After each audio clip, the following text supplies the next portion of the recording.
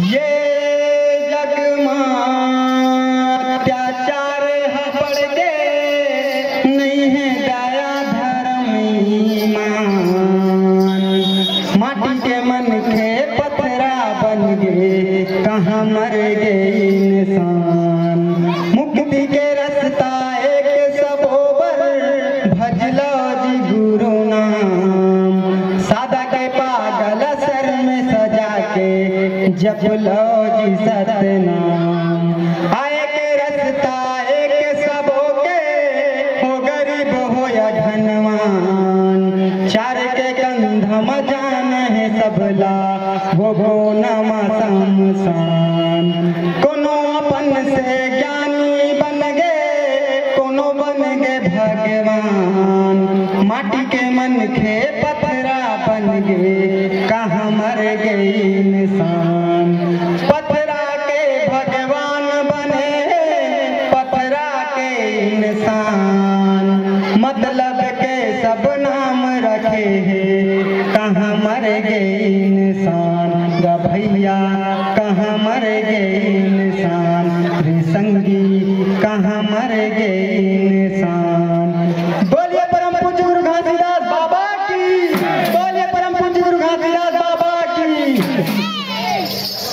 जन बनाओ जी कोनो भगवान, बनो इंसान बनाओ।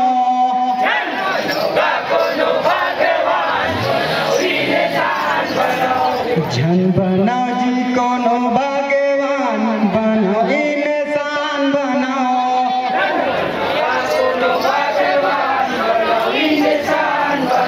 चलो गुरु शरण में जाबो, चलो सत्य के अलख जगाबो। चलो गुरु शरण में जाबो, चलो सत्य के अलख जगाबो। इंसान बनो, इंसान बनो, इंसान बनो। इंसान बनो, इंसान बनो, इंसान बनो। चलो गुरु शरण में जाबो, चलो सत्य के अलख जगाबो। चलो गुरु शरण में जाबो, चलो सत्य के अलख जगाबो। इंसान बनो, इंसान बनो, इंसान बनो। इंसान बनो, इंसान बनो, इंसान बनो। ए हो जब भगवान बनो, इंसान बनो। ओ जी कोनो भगवान बनो, इंसान बनो। जी कोनो भगवान बनो, इंसान बनो। ए तो वचन सत नाम के मान